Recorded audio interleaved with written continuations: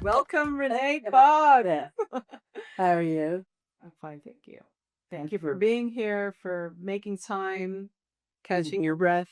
Um, we're just in a place of like Hmm. reflecting, reflecting back on not just like career, but like, your practice as an artist, what's informs you from the past to help you think about the future. And that's really like the mid-career type of question, right? Right. What is this? So, It can be. But I wanted to just start with a very classic, simple. How did you first decide to become an artist? What was the spark? Marie, I think it's reactionary. I think it's what's happening in the world. I mean, initially, I started out as a fashion photographer. Right. I went to Syracuse. I studied photography, and my first love was fashion. So that's what I wanted to do. Loved Avedon, loved Penn, Horst, all those guys. Oh, but one of my favorites was Deborah Turbeville. Um, I'm just encapsulating this. Got to meet her Wow. after much ado, so to speak. Like it wasn't an easy setup. I had to work at it, which I tell students nowadays. If you really like somebody out there in the world that you want to be in, and you're young, it's advantageous for you to reach out to them because usually they're not going to maybe do anything for you on the first or even the fifth time that you call them. But I guarantee you, by the you get to the 10th time, they're probably like, okay, fine, just come by, let me just see who you are, or whatever. And that kind of happened for me with Deborah Turbeville, and that gave me a roadmap, a solid roadmap in terms of being a fashion photographer, which I did that for 10 years. I enjoyed it. And then I had my first kid, and there was another level of, I think, maturity Yeah. and thoughts of, legacy started to manifest. And I was also at a point where I couldn't really talk about a shoe for, an hour. Whereas previously I could talk about a shoe for an hour and it wasn't a big deal.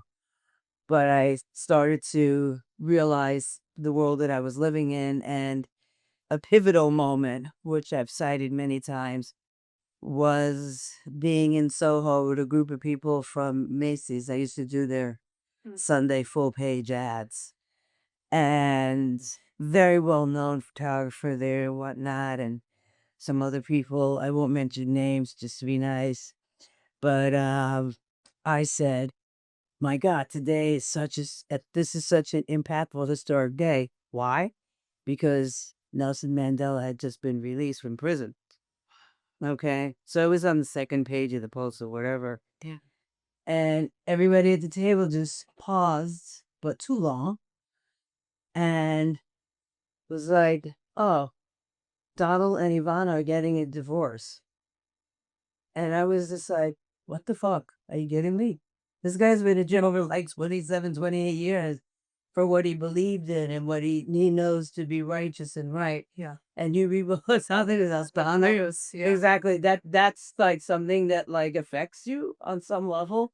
And this is after Mr. Trump, whatever, puts that fucking ad in the New York Times and all the other tabloid, whatever publications after Central Park before they're convicted, asking for them to be basically hung in Times Square. So at that juncture, this is before that, but it's just like this guy is a complete danger. And for lack of a better word, asshole, to try to incite people already in a city that was already having issues, racially speaking. You had Adam Diallo, you had the other fool, the vigilante killer on the trains, handsomely shooting people. You had the woman in the Bronx that gets beat up by the police. I mean, it was endless. The kid that ran across what was it, the highway in Brooklyn into the Bell Parkway into Howard Beach. It was all this stuff, and then you're gonna put an ad in the newspaper basically asking for a, lynching. Yeah. I mean, that was the equivalent of it. So anyway, needless to say, I hated Trump then. Yeah. And I still do. I mean, not hate, because that requires too much energy. I strong dislike. Uh, but I was just like, how can these people that I'm associating with, Right. that's all they care about? So that was a So that for me, that was, pivotal. yes, very pivotal, pivotal, and like a breaking point.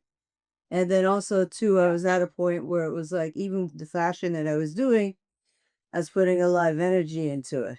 Yeah. And I was concerned, as I'm putting this energy and consciousness into these photographs, and then to have my editor over my back talking about the next project, right? Like you haven't even clicked the shutter on this one completely, Yeah. but we're already on sitting. Yeah, We're on the pressurized cooker of the design industry and so on. But exactly. And it's like 28 days. It's like a period. yeah. Then and then your stuff is like, who cares? Done. Was So there a figure kind of like as you moved forward and pivoted to art making, did you find you were saying about Deborah being like a beacon for you in fashion? Was there a similar figure in the art? I mean, the more I got to study, I think, yeah, somebody like, I would say somebody like Betty Saar, yeah, was like very inspirational on like a lot of levels. Yeah. Because I liked also, I think humor is important Mm. and as a way to get through to people in terms of communication. And she had that. Yeah. Yeah. And I was inspired by that. I mean, like I tell students, it's good to be inspired, but it's really bad to copy. Yeah. So, I mean, for instance, she has the liberation of Aunt Jemima and Uncle Ben from their boxes, where it's like a three-dimensional piece at the, and it's like Aunt Jemima's out in front of her house or whatever, with a rifle. And, but when I got to do mine and thinking of Betty, it went into my superhero series, Rajé. And that's how I was able to express that and to show the well, having my superhero character Rajé release them from the doldrums of being on the box, Right. of Aunt Jemima Pancakes and Uncle Ben, of which we do not own the company. We had no financial connections with it, and basically been exploited, since the 1800s on the packaging. And it wasn't until 2020 during the pandemic where finally they took them off the boxes. That was it? Really? Yeah. 2020? Yes. Yeah, up until that time. And she'd been on the box for like 100 years. Yeah. I mean, different reiterations of her, but Yeah. on the box. But I love how you described your because it's like having a, I don't know, family member, when there's someone who's opens the Pandora box and you're continuing the dialogue and continuing like that kind of necessary work. Yeah, I think there's a responsibility. Not all of my colleagues necessarily feel that way, but I feel a responsibility to have to uplift and change narratives and to break dumb stereotypes that never fit or applied, but had the strength of the media at that time where they were able to exacerbate, like Yeah. yeah, black people all from the jungle, Africa is like one big giant country, all these sort of stupidities that were spread basically by white supremacists and whatnot in order to keep the whole mechanism of slavery going. Yeah. And it's done an incredible job in terms of keeping people unaware, unaware of their history, unaware of their background, and only presented with this depraved, in my opinion, trajectory. And became sort of consumerism. We became part of like a way to consume, the right ideas in their minds. So that you're just way that you consume, the maple syrup because it's sweet. Right. Ooh, it's on pancakes, you know. It's a Right. distraction of all the capitalism that gets in there. But as a I'd love to focus on like you as an artist too and your process and when you pivoted to like the art world and how that got you to do where you are now. So I think in your case, I'm really interested to know like how things cycled through like certain motifs, that started when you were just starting out in the 90s, right? Right. How certain things maybe cycled through until now and how they might have deepened or, you know, Well, it's arrived. If you can give me an example. yeah, I mean, that's like the whole journey, right? Yeah. So, let's see, how do I shorten the journey? I mean, again, I say it started out being very reactionary, in terms of how I perceived Black folks were being treated. So, hence, you had, well, in the very beginning, I was dealing with pregnancy and motherhood, Okay. right? Yeah. So, first woman in the Whitney program, to ever be pregnant in the program. Right? So that was kind of like, really? Wow. Like, I thought you people like had mothers, but hey, no, like, maybe not. Because it was received like, oh my God, are you sure? How can you be an artist? Yeah, are you kidding? Yeah. And I'm like, what are you talking about? Like, I'm not going now like that. Right. When I die, I want to know there's at least two people there who are like, shit, you're not here no more. You know what I'm saying? And I know I'm not going to get that from the art world. And I wanted to have children. Yeah. And so what? Brilliance. Exactly. And the kids have been, also an inspiration, and I've also been able to utilize them in the work. So, in short form, I had to break the stereotype Yeah. of the female artist being the mother. Hence, that gives you Your Mama the sequel, and Your Mama at Home, pregnant. It gives you other works. Yeah. My personality has always been, I think, a little bit defiant, Mm. or in a nice way. I'm not going to be like, like, oh, gee, you're pregnant. Okay, so Yeah. let me like reduce myself to nothingness and be invisible. But you're not going to get that from Renée Cox. No, It clearly. just doesn't exist. Yeah. So you had that. Then after the motherhood, pregnancy thing, I would say Rajé kicks into play. Rajé comes about because I'm at a Toys R Us, and it's Christmas, and I'm buying Power Rangers for my guys, right? My sons. And as I'm walking around, I notice there are no Black superheroes whatsoever. Yeah. Now, mind you, for Essence as a job, a few years before that, I had shot somebody called Sunman, and never heard about Sunman ever again from the day that I shot it. Wow. So I was like, well, I guess, I don't know, that didn't work out. Mm. So when I noticed there was this huge deficit there, I started thinking, hey, maybe what can I do?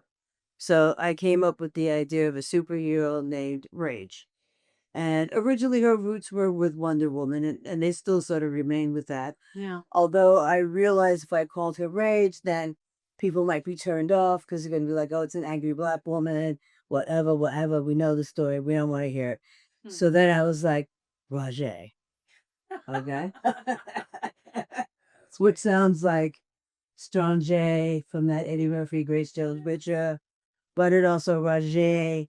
It resonates. It could be a cologne, a perfume, an essence. So I went with that. I did the research. I saw what Charles Mawson did with Wonder Woman and whatnot. So I capped into like a lot of that stuff, like Rajé for president. As the first female president. Even the Liberation of Jemima and Uncle Ben from their bottles, motherhood, all these different, things. So that's one way of how I like tap into that. And then moving right along, I went to Queen Nanny of the Maroons, who is the only female national hero in Jamaica. Consequently, I felt she needed to be highlighted, and she really did, because nobody had even tapped into her. She appears on the $20 Jamaican bill, and that's it. And then at Hero Stadium. but nobody really has like giant portraits of her or any of that sort of stuff. So I said, okay, I have to do this. And the way that I'm going to approach this is me portraying her as she was historically or how I perceive she was. And then what would she be now today in modern times? So that was like the next body of work. And you move on from there. Then I find myself moving to the burbs. I needed schools for my kids. I hear you. So we ended up moving to Chappaqua. I grew up in Scarsdale.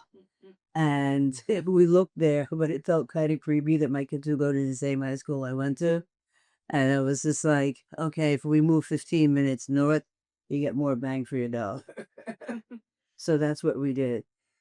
And then while I was there, then I had a body of work that I did, which was called The Discreet Charm of the Bougies. Yeah. And so I was able to do that there. Then also during that time frame, I had my own epiphany, as it were. I was just going to ask that question. Okay. Was there a setback moment where you innovated something new because you were in a situation? Maybe. I don't like the word setback. Yeah. But what happened is that during that period of living in Tropical, and then I did a lot of traveling by myself to Asia and whatnot. At one point, I mean, this sounds very cliche, but it's true. I was in Bali, in a beautiful hotel, the first person to ever stay in the room, and the room comes with a butler. Okay, so why am I depressed? Why am I unhappy? Well, because the little me in my head is going, oh no, Renee, you haven't had your retrospective. Renee, you don't have a boo. Renee, you don't have this, you don't have that. The worst possible thing one can do is like comparing themselves to others, you know. Exactly. And I basically was going crazy by myself in my room. And I say if I had a gun, I probably would have been like, that's it, I'm done with this shit. But a friend of mine had suggested to me to get the audiobook called Living the Liberated Life and Dealing with the Pain Body by Eckhart Tolle. I read that book too. And I put it on as an audiobook while I'm like crying, like having crocodile tears and all this other stuff, just feeling sorry for me. And at one point, Eckhart says, why are you waiting for the world to validate you? And it was like, oh, holy shit. It was like my aha moment. I didn't have to be in the Himalayas, you know, meditating for 10 years in order to get that message. And I was just like, holy shit. That's my whole life has been predicated on this crap of waiting for people to go, oh, wow, that's great. You know, wow, you're smart. Wow, this is a great idea. Wow, you're cute. Wow, this. Wow, you're funny. Blah, blah, blah, blah, blah. And if I didn't get that, I would be upset, which is actually, according to Eckhart, the first signs of madness. That you get upset over that. You reignite the pain that's Exactly. like, it's intergenerational, right? For True. And collectively. Yeah. As women as well. Yeah, for sure. So it's all of that. But when he said that, it was just like, bricks were lifted from my shoulder. And then the other thing that Eckhart does, because it's not enough to just know that. The thing is like, how do I get out of that way of thinking? Which Eckhart broke down. Like, for me, nobody else had. I mean, everybody's message is primarily the same, right? Yeah. But the things that are missing is like how they communicate that to other people. And nobody had resonated as strongly with me than Eckhart, because what Eckhart said, he goes, okay, that voice in your head, that little shit voice that's telling you you're garbage all the time or whatever, that's your ego of mine. Right. Yeah. Okay. And it's not living in the present moment. And all those thoughts that are going into your head and that people tend to believe in as their identity, that's not you. Right. So then I was like, holy shit. And then, okay, so now what do? He's like, you have to be the witness to each thought as it comes in. And for me, I just put into plain English, when the thought would come in, I go, get the fuck out of my head. And then it goes away. Yeah. Right? Now, if you have a lot of those thoughts, and I did at that moment, I spent basically 2 days of saying that to myself because I was traveling alone. So I'd be in my room, and then the little voice in my head goes, "Wow, you're like a real schmuck. You know, you don't have this, you don't have that." Top of class talking. Exactly. Exactly. I can't help it. They used to call Jamaican black Jews. But anyway. Just yeah. It just rolls out, you know. So Yeah, but it was like yeah. that distance from that thought, right? The Yeah. distance witness being the witness and then seeing it like a movie. Exactly.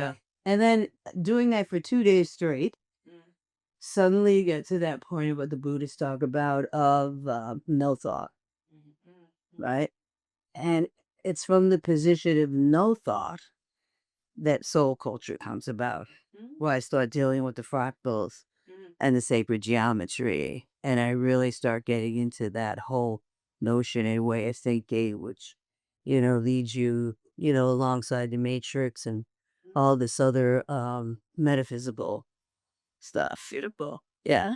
And that was a great thing, you know, and it was like a great relief of, you know, energy and whatnot. And the thing is, like, people would ask, well, do you have an algorithm? And I'm like, People actually, ask that? Yeah. Do you yeah, some people ask me that. And I'm like, that's such a gross question. That's sweet. Yeah, I mean, it's like, that just kind of shows me where you're at because I would not want, why would I want to have a fucking algorithm? My It's question the was, journey. did you flow? Did you feel flow after that moment? Absolutely. That's what I'm saying. It was the journey. I had a great assistance, this woman Rafia. And you know, she knows, you know, all the shortcuts and whatnot, you know, in Photoshop. So I'd be sitting there next to her and, you know, creating from my photographs and building these, I guess, for lack of a better word, structures of bodies of human beings. And it was great because you get in touch with your inner child. You're like excited. I would be excited. And I'd be like, oh my God, like, this is so sick. Like, I had not seen this before, blah, blah, blah. You know what I'm saying? It's just like that kind of thing. And for me, I think there's no better energy than that. Absolutely. So, Creative joy, yeah, ecstasy. yeah. Fantastic. Wow. If there was one word that would be like your mantra for perseverance as an artist, what would it be, you think? One word. Or phrase? Right.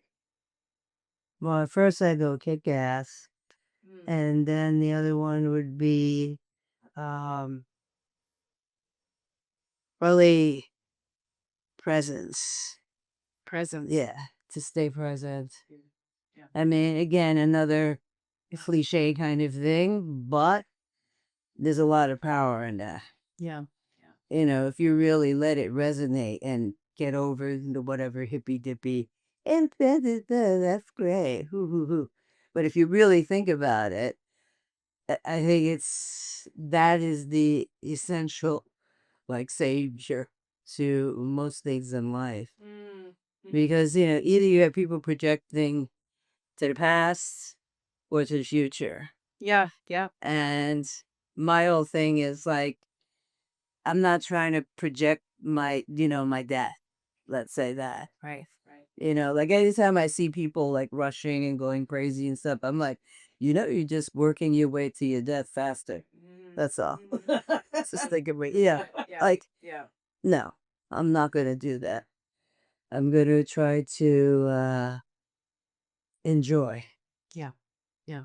And to be happy. And that was one of the things that once I understood what Eckhart was talking about, that was a game changer too. Yeah. Well, presence is timeless. Right. This is the only moment we have right now. Yeah. Who knows? I don't know what's happening 5 minutes from now. Yeah. You know, so why do I dwell in that? Why do people dwell in that? You know, so they can't even enjoy this moment because they're already looking forward to what the next one is. 100%. And that's how our society is run. And it's advantageous to the people who run it to have people like that. But I can't adhere to that. It feels like your word connects back to the beginning when you said you reacted. Like presence is for you seems like a form of resistance. It can be. I don't know if I'm reading that. I mean, it can be, but but then resistance is associated with some sort of disturbance. Yeah. Conditioned timeline that we're on. Yeah. But then it's like taking it in as a disturbance, as an emotion. And I'm like, no, I'm not disturbed. Yeah. I just see what it is. And I make adjustments in my own life to, whatever, deal with it or not deal with it. We have so much to learn from you. Yeah. You have to do this again somehow. So I should have my own podcast. Yes. I should get Reason moderator. Absolutely. Yeah. No, I mean, actually, I think it's do cool that. because it's like, there's so many like You have a lot young girls that I'll meet, like when I go to colleges and stuff. And like, I'm just like, damn, your mother didn't talk to you. She didn't tell you nothing. Yeah. And the mothers didn't, for whatever reason. I don't know. Yeah. Because my mother was always super proactive on any topic. Yeah. Clear. And It wasn't like I didn't. Sons. Exactly. It was like, people go like, well, why do you ask them that? Because I'm their mother. That's why. Right. Yeah. If I don't ask them, who else is gonna ask them? I was thinking like I want to do a letter writing project to my sons. I'll write him letters. I have one. Okay. I had him at 41, so I'm an old mom when he's 15. Right. But it's such a crucial age, and he doesn't want to listen to what I have to say about all the things that 15 to 18, whatever's gonna happen. And why don't I just like write a letter and he can find them? Read them. Why not? What do you think? I'm asking your opinion. I say, why not? I mean, if that's the kind of, relationship you have and he's going to read them right now, it's like, He's a reader. Okay. Because right now it's funny. I don't know if you get these things on Instagram or TikTok about your mother. Do you ever see those ones? They're great. No. Like you're funny. Yeah, but like serious too. Like treat your mother well. You only get one. I need to get on that algorithm. Yeah. I mean, no, that one. I mean, I'll see it. I'll send it to my sons like every day. Okay. And they're like, and then they'll see it. Yeah. No, it's like we know, and I'm like, don't take me for granted. That's right. You only get one. Girlfriends, wives, they come and go. Yeah. But you only get one mother. And I'm the only one that loves you unconditionally. That's right. And that's the truth. Because you'll do anything for your son. Like, I'll do anything for my son. If somebody's, like, attacking my son, that's not happening. I know. My wow, tiger mom. Exactly. No. Exactly. That's amazing. It's like a beast that It's almost the same thing as when you gave birth and your titties lit up. Woo! Okay? With the milk. But it's true. Like you thought they were like decoration. Yeah, and then the day that kid came beyond out, your control, and you heard that cry, your tits went into like, I don't know what mode you'd call it, but like even if it's another baby and it's not your baby, you're right. They come alive. Every 4 hours they're spewing milk. Oh my goodness. Because they know that they have to feed and nourish this baby. And I think we're fortunate that we came up in a time where it was about breastfeeding. Yeah. Because when I was born, it was about formula. I also was brought up on formula. Because it's like, well, if you had breastfeeding, you're poor. Basically. The primitive. Exactly. So it's better to give your child poison, and show that you're a clue. Oh, they thought it was modern. No, exactly.